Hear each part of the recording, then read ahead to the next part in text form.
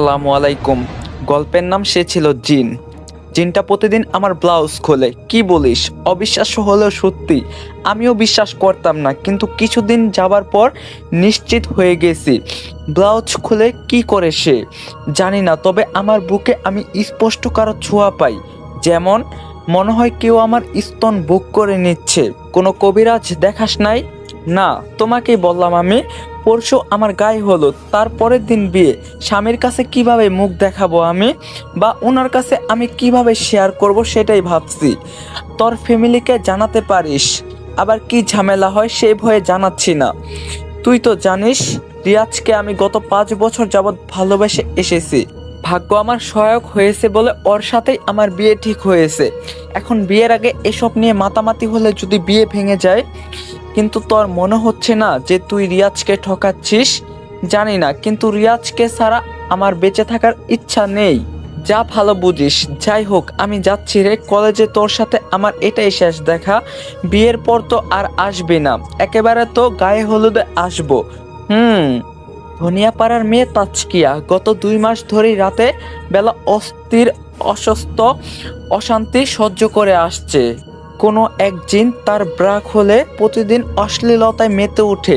তাজকিয়া অনুভব করতে পারে, কিন্তু চোখে দেখে না। বিষয়টা সবাইকে বলবে সেই মুখটাও নেই। বিয়ে ভাঙার বয়সে আত্মগোপন করে রেখেছে সব। কিন্তু এই রিয়াজকে, তাজকিয়াদের বাসার পাশে রিয়াজদের বাসা, পাশাপাশি থাকায় প্রতিদিন তাদের দেখাটা হয়ে যেত।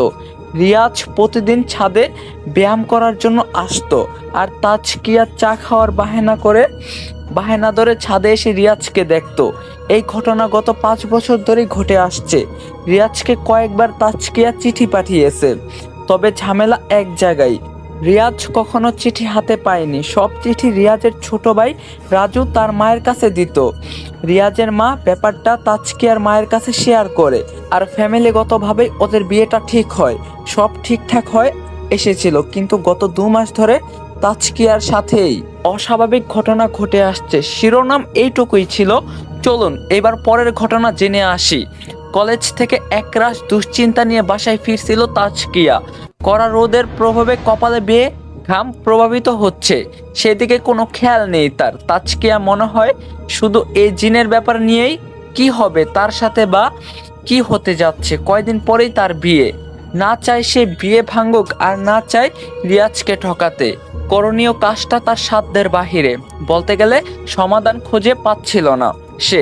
বাসায় ফিরে ব্যাগটা টেবিলে রাখে তাজকিয়া। ওর মা এসে বলল, কিরে এত দেরি হলো কেন?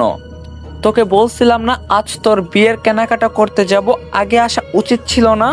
সরি মা, মনে ছিল না। আমি গোসলটা সেরে আসছি। কথা না বেরিয়ে তাজকিয়া সোজা রুমে চলে যায়। দরজা বন্ধ করে আয়নার সামনে দাঁড়ায়। নিজের চেহারাটা দেখে নিজেই কান্না করতে লাগলো। তখনই জানালায় একটা খটখট শব্দ হয়। তাজকিয়া ভয়ে আঁতকে ওঠে। জানালার দিকে তাকিয়ে দেখে কেউ নেই, তবে একটা গোয়ানির শব্দ আসছে। তাজকিয়া জানালার দিকে তাকিয়ে আছে। সে ভয় পেতে লাগলো। জিনটা দিনেও এসে যায়নি তো? ভাবনার মাঝে হঠাৎ তাজকিয়া খেয়াল করে ব্যালকনিতে কেউ ধাপাস করে পড়ছে, যা দেখে তাজকিয়ার চোখ কপালে ওঠার অবস্থা।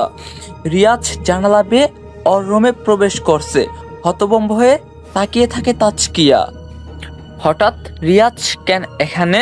আর এমন কিছু তাজকিয়া সত্যি আশা করেনি। বলতে গেলে তার অবিশ্বাস্য হয়েছিল। রিয়াজ দৌড়ে এসে তাজকিয়াকে কোলে নেয়, এরপর বিছানায় ফেলে দিয়ে ওর উপর ঝাঁপিয়ে পড়ে। রিয়াজের প্রথম স্পর্শ, প্রথম নিঃশ্বাসের তাপ, প্রথম গায়ের গন্ধ পেয়ে তাজকিয়ার যেখানে উত্তেজিত হবার কথা, সেখানে সে হতবাক হয়ে তাকিয়ে আছে। রিয়াজের হঠাৎ কি হলো? রিয়াজ তাজকিয়ার কানে কানে বলতে লাগলো, কেমন দিলাম আমার সুন্দরী বউ, এরকম সারপ্রাইজ নিশ্চয়ই আশা করিনি। আগে উপর থেকে নামো। নামবো না, যা বলার এখানেই বলো। তুমি এভাবে কেন এসেছো? কেউ দেখে ফেললে কি হবে? কি হবে জানো না? খারাপ বলবে সবাই বিয়ের আগেই, তাতে বিয়ে ভাঙতে দাও। রিয়াজের সাথে তোর বিয়ে আমি হতে দিব না। হুট করে লাফিয়ে ওঠে তাজকিয়া। রুমের কোথাও রিয়াজ নেই। তাজকিয়া তার বুকের দিকে তাকিয়ে দেখে আবারও ব্রা খোলা। এবার আর বুঝতে বাকি রইল না ওটা জিন ছিল।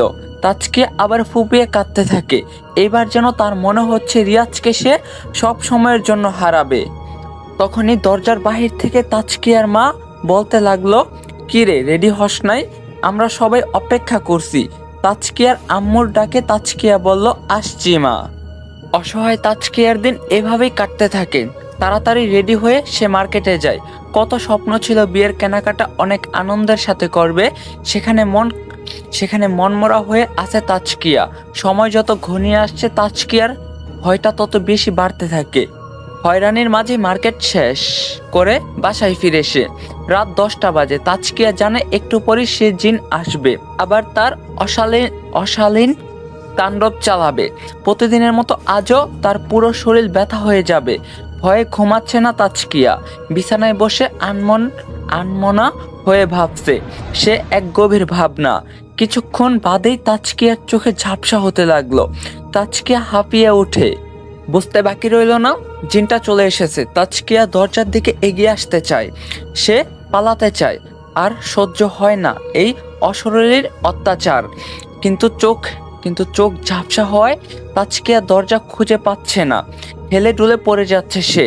হাতটা এগিয়ে দিয়ে অন্ধকারের মতো দরজার সন্ধানে আছে তাজকিয়া। এরই মাঝে হুট করে ফ্লোরে পড়ে যায় সে। চোখ ঝাপসা হলেও পুরো হুঁশ আছে তার। তখনই তাজকিয়া অনুভব করে তার পিঠের নিচে কেউ হাত ঢুকায়। তাজকিয়া চটপট করতে থাকে। অদৃশ্য হাতটি তাজকিয়াকে তুলে কোলে নেয়, এরপর বিছানার দিকে নিয়ে ফেলে দেয় তাকে। তাজকিয়া ঝাপসা চোখে নিয়ে চটফট করছে আর চারপাশে দেখার চেষ্টায় আছে। এবং সেই মুহূর্তেই তাজকিয়ার চোখে নতুন কোনো ঘটনা আটকে যায়। অনেক লম্বা কিছু একটা তাজকিয়ার পায়ের পাশে দাঁড়ানো। পুরো শরীর কুচকুচে কালো, তার দেহ অনেক মোটা কিন্তু মাথাটা একদম ছোট। ঝাপসা চোখে এর চেয়ে ভালো আইডিয়া করতে পারেনি তাজকিয়া। যা দেখছে তারপরেই জ্ঞান হারায় সে। রোদের আলো মুখে পড়তেই লাফিয়ে ওঠে তাজকিয়া। অনেক ঘাবড়ে আছে সে। তড়িঘড়ি করে বিছানায় বসে পড়ে। নিচের দিকে তাকিয়ে দেখে আজও শরীরে জামা নেই, গেঞ্জি বিছানার সাথে ব্রাটাও। ভেঙে পড়ে সে। এভাবে আর নিতে পারছে না। কি করবে কিছুই ভেবে পাচ্ছে না। ক্লান্ত মস্তিষ্ক নিয়ে আবার শুয়ে পড়ে সে। কাল তাজকিয়ার গায়ে হলুদ। বাসায় মেহমান ভরপুর। বাসার চারপাশে আলোকসজ্জা আর বিয়ের স্টেজ তৈরি হচ্ছে। পাশের বিল্ডিংয়ে রিয়াজদের সেম অবস্থা। ব্যালকনিতে দাঁড়িয়ে সব দেখছে তাজকিয়া। এই দিনটার জন্য সে গত 5 বছর অপেক্ষা করে আসছে। আজ সেই দিন চলেই এলো, কিন্তু খুশিটা আর রইল না। মন খারাপের দেশে ডুবে থাকে সে। তাজকিয়া কনফিউজ হয়ে আছে। বিয়ের পর রিজওয়ানের রূপ ধারণ করে সেই জিন এসে না সহবাস করে ফেলে।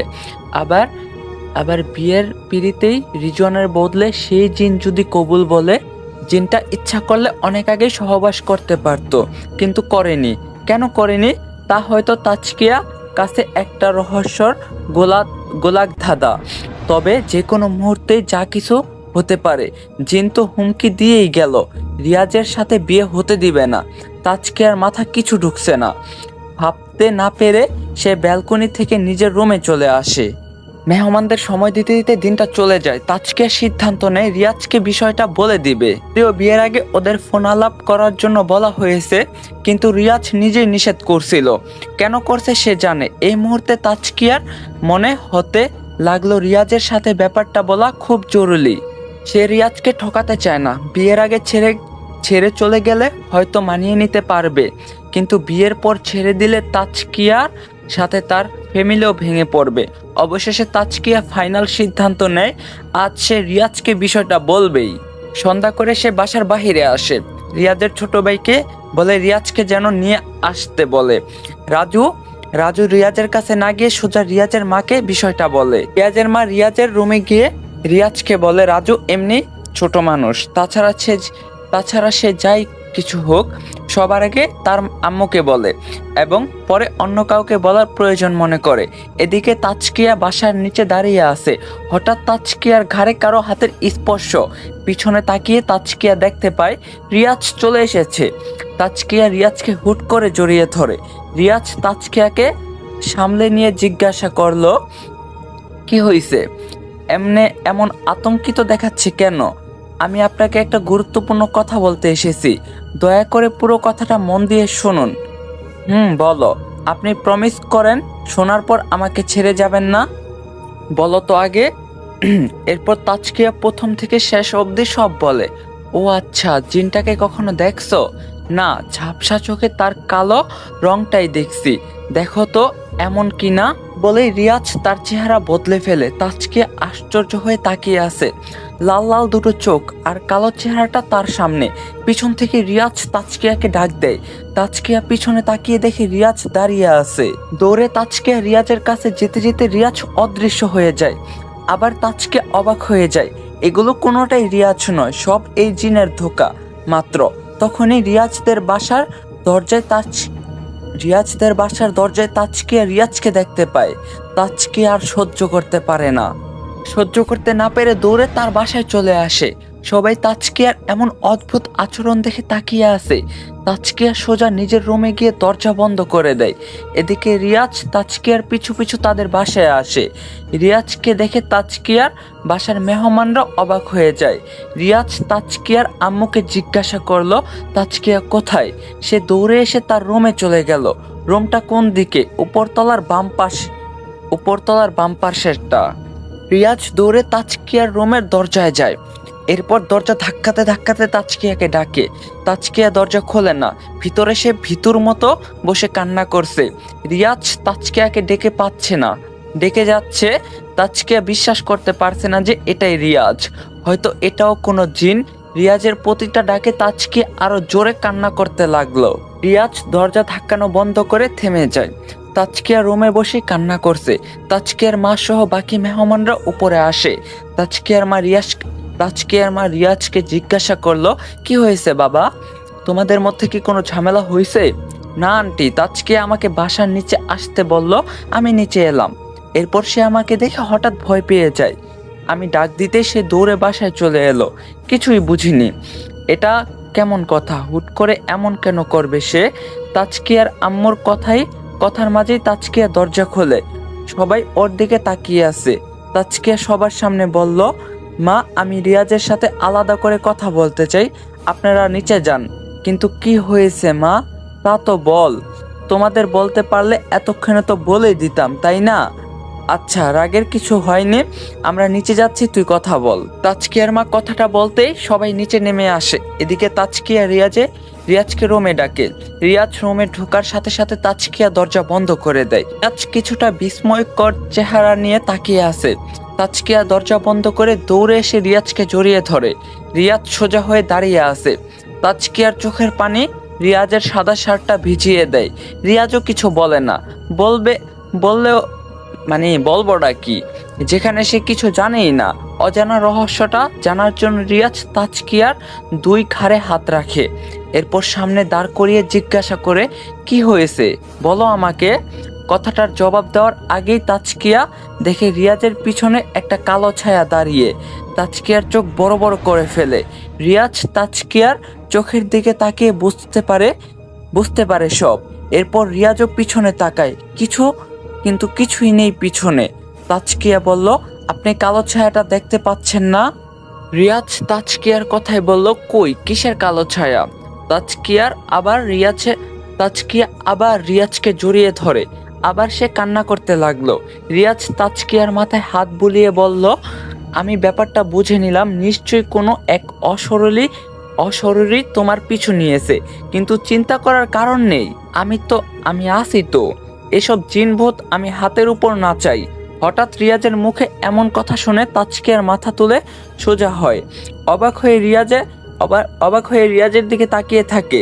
রিয়াজ হ্যাঁ সূচক ইঙ্গিত দিয়ে আবার বলল, ঠিকই শুনছো, চলো আমার সাথে। তাজকিয়া হাত ধরে রিয়াজ তাকে নিচে নিয়ে আসে। সবাই ওদের দিকে অবাক দৃষ্টিতে তাকিয়ে আছে। রিয়াজ তাজকিয়াকে তার মায়ের কাছে দাঁড় করিয়ে বলল, তাজকিয়া কোনো একটা কারণে আপসেট আছে, তাকে একটু দেখে শুনে রাখুন।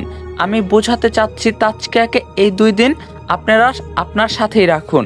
বিয়েটা হয়ে যেতে দিন, এরপরে আমি সব ঠিক করে নিব। তাজকিয়া রিয়াজের কথা শুনে ভরসা পায়। রিয়াজ এই সময় তার পাশে দাঁড়াবে। সে হয়তো সে হয়তো ভাবেও নি, কিন্তু কথায় আছে আমরা যা দেখি তা হয় না, আর যা দেখি না সেটা ঘটে যায়। চলুন পরিষ্কার করে বলি। বাসায় গিয়ে রিয়াজ দরজা লাথি দিয়ে খুলে ফেলে। রিয়াজের আম্মু আচমকা লাফিয়ে ওঠে সোফায়। রিয়াজ রাগান্বিত চেহারা নিয়ে দৌড়ে এসে কাচের টেবিলটায় সজোরে লাথি মারে। কাচের টুকরোগুলো পুরো ফ্লোরে ছড়িয়ে যায়। এতে রিয়াজের পাটাও কিছুটা ক্ষত হয়ে যায়। বাসার সবাই রিয়াজের দিকে অবাক হয়ে তাকিয়ে রইল। ওর হঠাৎ হয়েছে কি? রিয়াজ রাগে গজগজ করে সোজা সোফায় গিয়ে বসে। রিয়াজের মা এসে রিয়াজকে জিজ্ঞাসা করলো, কি হঠাৎ কি হয়েছে তোর? এভাবে সব ভাঙচুর করছিস কেন? তুমিও পারো মা, বিয়ে ঠিক করার আগে মেয়ের সম্বন্ধে জানা উচিত ছিল না? কি ভূত জিনের সাথে বিয়ে ঠিক করলা আমার? ভূত জিন তো কোথা থেকে এলো? ওই যে আমার পছন্দের মেয়ে তাজকিয়া মাথায় জিন নিয়ে ঘুরে বেড়াচ্ছে। তুমি জানো আমি এসব ভয় পাই, আর তুমি এমন মেয়ের সাথে বিয়ে ঠিক করলা? এই বিয়ে ভেঙে দাও। কি বলিস রিয়াজ? বিয়ে কিভাবে ভাঙবো? কালকেই তোর গায়ে হলুদ। সে যাই হোক, আমি এই বিয়ে করতে পারবো না। সোজা করে বলতে গেলে আমি এই তাজকিয়াকেই বিয়ে করতে পারবো না। অন্য মেয়ে দেখো। রিয়াজ, বেশি বাড়াবাড়ি হচ্ছে কিন্তু। আমরা তাজকিয়াকে কবিরাজের কাছে নিয়ে যেতে পারি। সে যা মন চাই করো, কিন্তু এমন ভূত জিনওয়ালা মেয়েকে আমি বিয়ে করব না। এটাই ফাইনাল। একটা থাপ্পড় দিব তোকে। কি বলছিস? ভেবে বলছিস? জাস্ট শাট আপ বলে রিয়াজ সোফা থেকে উঠে সোফায় লাথি মারে। সোফাটা অদ্ভুতভাবে উড়ে গিয়ে দেওয়ালে ধাক্কা খায়, আর পরের মুহূর্তে ভেঙে যায় সোফা। রিয়াজের মা হা করে তাকিয়ে আছে। হঠাৎ রিয়াজের কি হলো, আর ওর গায়ে এত শক্তি এলো কিভাবে? রিয়াজের মা থ হয়ে দাঁড়িয়ে আছে। রাজু রিয়াজের মায়ের পিছনে গিয়ে লুকায়। রিয়াজ তার মায়ের দিকে আঙুল তুলে কড়াভাবে বলে, এই বিয়ে হবে না। এটাই ফাইনাল সিদ্ধান্ত। দেখা হবে পার্ট 2-তে। আল্লাহ হাফেজ।